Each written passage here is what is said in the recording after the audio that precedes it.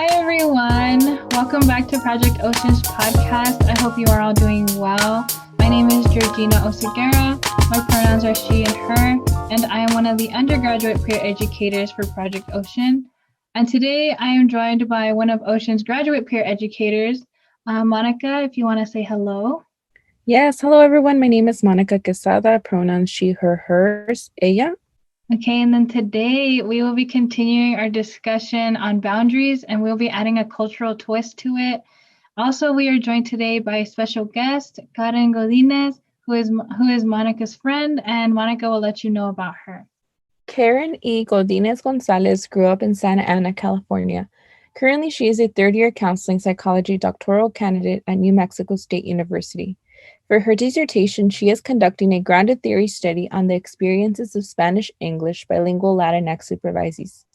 Prior to pursuing her PhD in counseling psychology at New Mexico State University, she attended the University of Wisconsin-Madison, where she received her Master of Science degree in counseling psychology.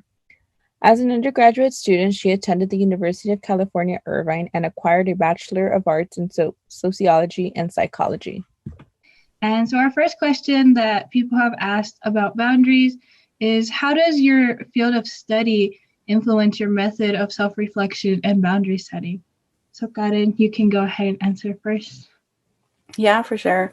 So this question is all about my field specifically. So I am getting my PhD in counseling psychology. So as part of my training, in addition to research and taking courses, I get to actually work one-on-one or in group settings, couple settings, with my patients or clients. And a lot of the times I work with a lot of Latinx folks, and they also sometimes the reason why they're coming into therapy is because they're spread so thin that they need to be taught the importance of boundary setting.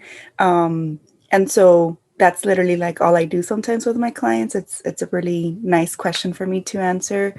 So my field teaches us that in order for us to with our continue with like our purpose in life, and for a lot of us Latinx folks, it's based on our culture of collectivism. We have to, and that entails taking care of others, helping one another. But in addition to taking care of all of that, it entails setting boundaries, because oftentimes we are spread so thin that we're not able to take care of ourselves or others, because we need to replenish. So for your question, how does your field of study influence your method of self-reflection and boundary setting? Self-reflection is all I do in terms of like it's all I do for my profession, but also for me as a person. I'm always thinking about how I can maximize pleasures in life, things that I can do that are for me specifically. And oftentimes that makes you feel like you're selfish. But I see it more of if I take care of myself, I can take care of my family in the long run. And that entails boundary setting. Sometimes I have to set boundaries with my family and even with myself sometimes, depending on what that looks like, for me to thrive. And then that means that my family gets to thrive and survive another day. Yeah, I think that was a really great response, and just giving that perspective on your field of study. Do you think that like when you entered your field of study, that boundaries became more like prevalent in your life, or was it something that you were already like interested in? Like, is that something that you already knew about before, or was it more until you started studying in your field? Yeah, that's a good follow-up. Like, I'm thinking about it, and so I recall that when I was an undergrad, I did not know how to set boundaries. So I lived at home. I was a commuter in Santa Ana, and I attended UC Irvine. So oftentimes I had to take care of home stuff before going to school or after coming back from school. So there was no boundary setting then. It was more of a like, you need to do it all. And it wasn't until I'd advanced into my third or fourth year, where I had a lot more things going on because I wanted to pursue graduate school, that I found myself having to talk to my parents like, I'll do that next week because I cannot do it this week because I have midterms or whatever. And I think it was a matter of communication. It was a matter of communicating and using communication with my parents that allowed me to feel more comfortable setting those boundaries, because I felt like they needed to understand why I couldn't do it, or else I would get mad. So after my third or fourth year of my undergrad, it became more of a, okay, I need to do this. But then for my master's and my PhD, I've lived out of state. So setting boundaries with my family looks a little bit different. But I still have the same responsibilities. So it still entails setting boundaries. That's really interesting to think about. Like even in your undergrad, you're already thinking about that. So your field of study really did influence how you think about boundaries, which I think is something that should be more incorporated in other majors and fields of study. So like I want to like pass it over to Monica to see like how she has been influenced by her field of study as well. Yeah, for me, and just like thinking about it as an undergrad, it was like very different experience too. I lived on campus, so my boundaries were a little bit different than what Karen was experiencing, But I think despite being living on campus, I didn't really know what boundaries were. I still talk to my mom every day. I lived at UC Irvine, but I still talk to my mom every single day. She had to call me every day. And there was times where I couldn't pick up the phone, but I would still call her. And so sometimes, like even those conversations would take like an hour or an hour and a half, and it would still be long conversations. And I think it was just because she wanted someone to talk to. So oftentimes it is challenging setting those boundaries and not knowing how to communicate those. And I think for me, that's like been the hardest part. And I think, Karen, that's something that you mentioned, that you communicated that with your parents. So maybe you have some like tips that you've used throughout the years that you would want to share with everyone. I think the very first one, and then I'm thinking about my work with my clients, because I've worked with undergraduate students for a good time. Oftentimes they feel like they don't deserve to get their needs met, or they don't deserve their alone time, or they don't deserve fill in the blank.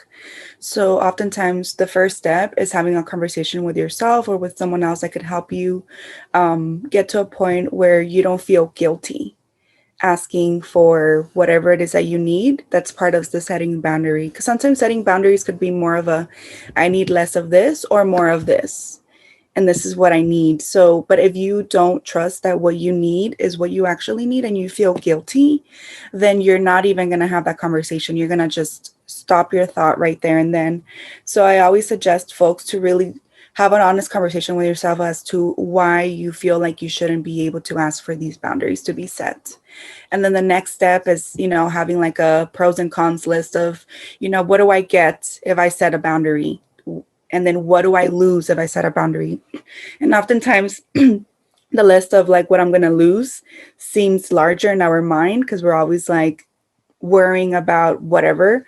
But if we actually make a list, or we talk it out with a friend, you realize that you are worthy of whatever you want.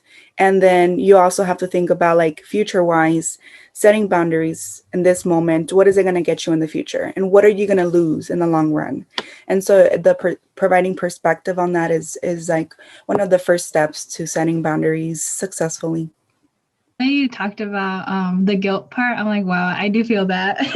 Like I am in my undergrad right now, and like I know y'all are in your higher education, and that is something that I also am striving for. But like even now being in my undergrad, I think that guilt piece really stuck out to me, because I do feel that. I was thinking about it when you mentioned it. I was like, oh, I do feel that way. Like even doing my homework, I'm like, I don't deserve to go to sleep early. Like I have so much more work to do, or like I don't like deserve to like go to the family party. Like there's so many things that I could be doing instead of like playing games with my cousins or just hanging out with my family. And but even then on the other side, it's like my family wants me to hang out with them. And especially now, like that I've come back home, I was living at the dorm, so that physical boundary is gone. So now that I am back home, I do have to go to like the parties now, and I do have to go to like people come to our house all the time. So I'm just like, how do I tell them like, sorry, like I have homework, I have exams this week, I have exams next week, I have exams the week after. Like it's like back to back to back. And like that boundary setting can be so difficult, because I feel like they're gonna get sad, or they're gonna feel upset in some way. And you don't want to do that with your family or with your friends. And that does make you feel guilty. So even when you were mentioning that, I could really like see that in myself and like reflect on that. So that was a really great point to bring up. And then I think that can like bring us into our next question that Monica can ask. How does your experience being a first generation college student and Latina change how you self-reflect and set these boundaries with your families, or those that chosen family, if so? Yeah, I appreciate that question, because oftentimes when we think about setting boundaries is seen like of an individualistic, selfish thing to do.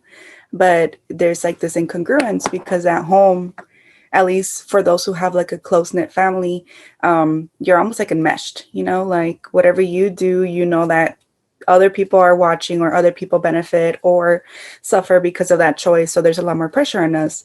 So it's important for us to think about, your culture, your values, your household, family dynamic, like all of these different things are like definitely matter.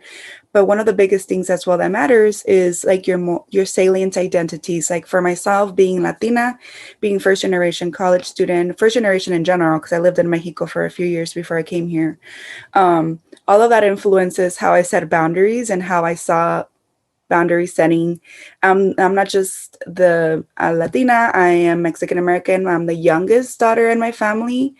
And so my sister has her family already. So it's more of a like, well, she's already doing her own thing. I'm the only one left at home. So it's more of a, well, let's call Karen to see what she can help us with, or more of a like, well, Karen's going to get it done because she's done it in the past. So let's go ahead and call her, even though we're like hundreds of miles away from each other. But I do that, with a lot of love, and I do care about my family. And I've also learned to juggle the feeling of guiltiness or the feeling of guilt. And thinking about how, yes, I'm the youngest, and therefore I have a very close relationship with my family, and my family relies on me, et cetera, et cetera. So I have to really think about these things and how much they weigh. And so when I first moved to Madison, I felt a lot of guilt because I left my niece behind, who I would help to take care of. And then my family like needed me physically there to run errands, because I'm not just a cultural broker, I'm a language broker. If they need me to call, if the IRS, I have to call her. I've been calling the IRS since I was in like not kindergarten, K through 12, like all of those years. If they needed me, like I was calling. So therefore, balancing what my parents need from me, but what I need from them too, while keeping in mind like how my identities inform all of that, help you feel more confident, and knowing what you need and what you could potentially like move, kind of like, okay, well, maybe I don't really have to do this week, or do it at all. So I heard you say, I have to go to the family party. And then my little psychologist like antennas were like, do you have to? More. And then I would want you to rephrase that to, I got to go to a family party, or I chose not to go to a family party. So it's more of a your choice versus you feeling like you've been forced to do it. And then that changes, just the languaging in general will change it. And then I also heard you say, I think my parents are going to get upset, but you technically don't know that until it happens. So it's more of a taking that risk that we need to do. But I also understand, like for me, being the youngest and being a Mexican American daughter, like my mom taught me that whatever she wanted went, it was not what I wanted. So balancing all of that, but then also knowing that we're adults and we're growing. And then we also live in a very individualistic society outside of our homes. So that's a clash that we still have to balance. And another thing that I do, like we've been talking a lot about family, but I want you all to keep in mind how setting boundaries, even with professors or with staff or with coworkers, is very important, because we live in a society that tells you you need to be run down to your bones to be successful. But in my mind, for you to feel that you're living a self-fulfilling like life, then you should also be able to set boundaries with them. And then it gets harder then too, because how am I going to say no to my professor? In undergrad, I never said no to a professor of mine. And sometimes I had to call out of work, and I needed that work money for survival too. So it's literally like a yo-yo. It's up and down all the times. Yeah, and I'm gonna break it down into two pieces, like the family piece, but also like the academic perspective. But yeah, I completely agree with you, and I kind of wanted to say that I resonate with that a lot too. Like, that sense of like guilt and I also hear reliability because as the oldest daughter, two out of four sisters, I am the oldest, and sometimes I feel like I have those additional responsibilities. Even at the master's level, I think it looks a lot different too.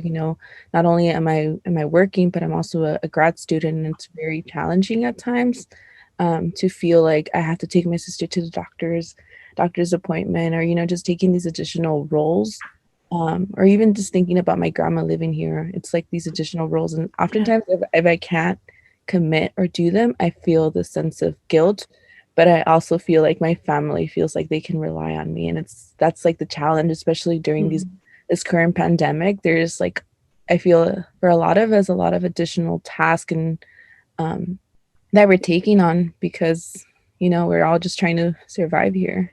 Yeah. Yeah, they feel like a must every single time. Like if I don't do them, they're not gonna get done. It's so hard. Agree. Yes. And then like that piece on like the professors or like the academic field or with like work obligations too. I think that's also very challenging for a lot of us, especially as like first generation professionals. I That's like another thing there too, right? Because I mean, I'm in the field of student affairs. That's like what I'm trying to do. And so I think for me, sometimes like I've been in places where I've been told like business as usual, like don't take care about yourself, but rather focus on, you know, and that's been a challenge for me. And I'm not sure if like Gina has any experiences that she's had like more recently. Just being Latina and then going into university, I was I was the first one in my like immediate family, my closer cousins and like aunts and uncles, like all of them never really went to university. A few did go to a few years of college or trade school, but never far from home, never far from the family. And I was the first one to be, even not that far. I'm still in state, but even that was almost shocking to them when I graduated high school. They were like, but why would you want to leave? And I was like, well, I have to go eventually. And I think when I was a senior in high school, I was just thinking about, I just need to do it now for myself. I also just need to um, kind of just leave the physical connectedness almost. And it wasn't even that I didn't want to be with my family. It was that I saw these opportunities in this other place that wasn't home.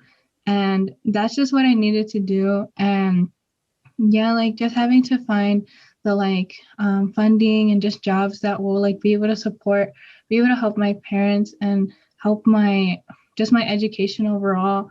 Because for me, I feel like I see a general theme almost in a lot of Latinx students that we want to be able to like give back to our family. We want to be able to like, or at least for me, I want to be able to like maybe pay for my brother's education or maybe like support him and like be able to like have my parents not have to work so hard so late into their life because my dad had kids young and then had kids again when he was older. So he's like having grandkids, but also like having kids to raise. So there's just a lot that he's contributing to and having to be present for. So I also want to just take that off of him being his I am a middle child for my dad, but I grew up an older child with my younger brother because my sisters were already grown up and out of the house practically by the time I was born and like in like even kindergarten. So I just want to be able to relieve almost that for my dad, but also just keep staying connected to my family. So that's where I feel like the struggle has been for me with setting boundaries. I don't think my family has ever been too strict on me setting boundaries, but it was just not something that I knew about. It was not something that I knew I had permission to do. And that's something that I did learn in my undergrad, especially this year in my third year of college. Not until my third year that I learned about boundaries and that I learned about that they're good and they actually can really help your relationships. And I feel like, yeah, with professors too, communicating these boundaries, especially if you're like in a research lab or you're working for a professor, working with a professor, I think it is something that we all need to like just think about and communicate for also our just professionalism overall, just learning to like communicate these words and setting these boundaries so that way we can like also give our best performance and also take care of ourselves at the same time. Because when we start burning out, it's really hard to keep going. And that's what we want to prevent the burnout before it happens.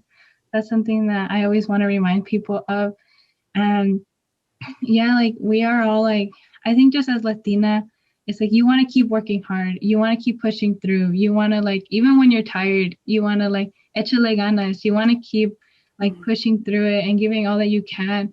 And that's something that I know I see in myself, like studying and like getting every project, or even like Monica has told me, like you always jump on everything, like you need to calm down and you need to relax, step back and reflect about what you're getting yourself into because you're already in so many things. And I'm like, yes, but I want to do more because of who I am and how I was raised. And there's nothing wrong with that, but I think that's something that I have been reflecting on lately, just not overloading myself, not getting too many things, and being able to say no is almost like a boundary that I need to set for myself. And I know that other people, I've tried it with a few people and I know they don't get upset, but it's still scary. You still feel that guilt. Even when you've like practiced it over and over, you still feel like, but what if this person does get upset?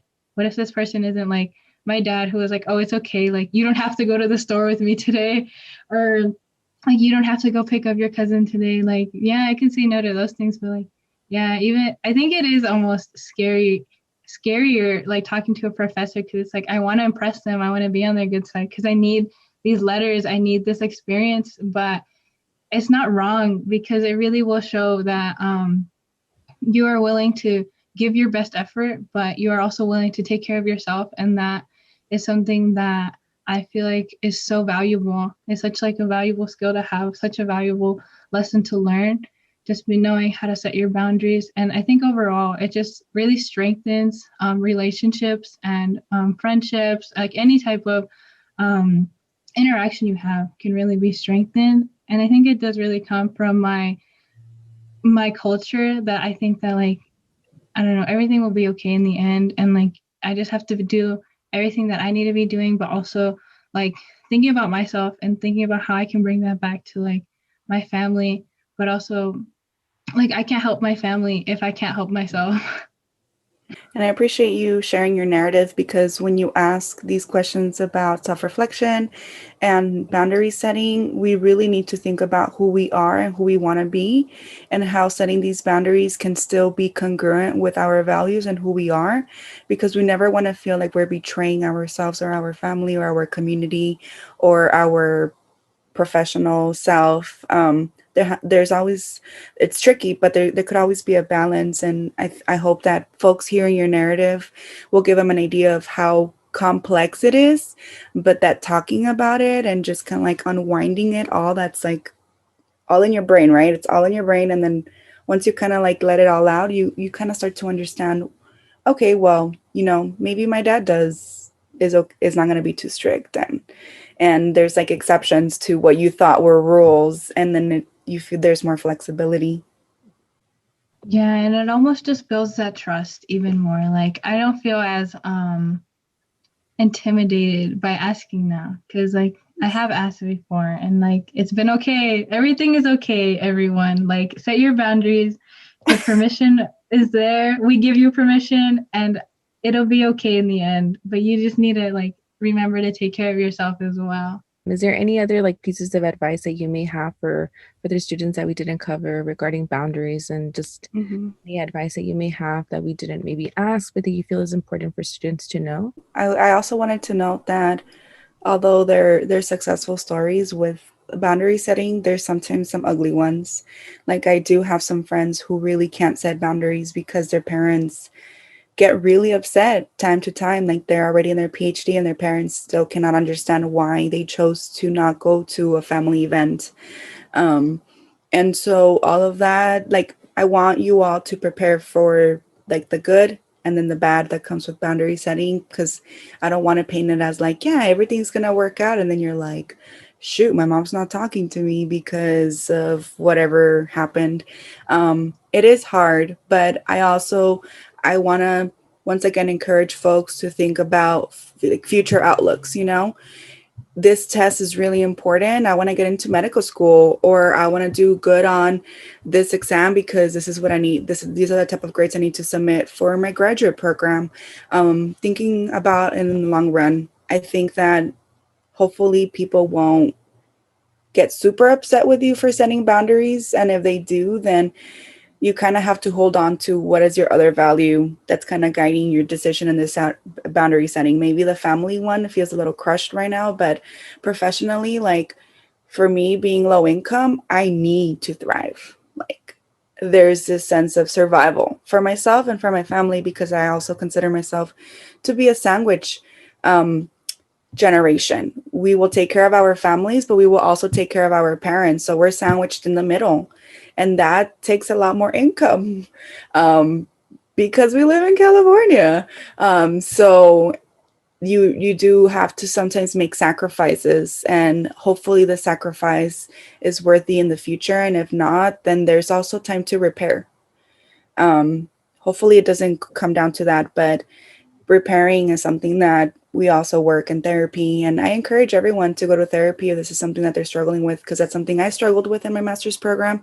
I went to therapy. I saw my counselor for 10 sessions, and I realized a lot of my guilt was coming from childhood experiences that were informing my narrative and who I thought I was and wanted to be, and how being in school made me feel guilty because things I was leaving behind, but then also the opportunities I was granted, my parents and family weren't granted that. And so it's layered. It's always layered, and talking to someone is always helpful. So at this time, we want to thank you for your time and just like all your shared knowledge. This can be a very ongoing conversation, but for the purposes of the podcast, we will conclude. Yeah, thank you. Thank you. As we continue this conversation on boundaries, we want to summarize the conversation with Karen, Gina, and myself, Monica. Although our educational backgrounds are different, there are still many similarities among us three with our different perspectives on setting boundaries. The most common perspectives included setting boundaries with family and taking familial responsibilities and that sense of guilt. As you continue evolving and setting boundaries, we want you to remember a couple of things. Have an honest conversation with yourself to reflect on your own needs, and think about those pros and cons of setting those boundaries for present and future tense.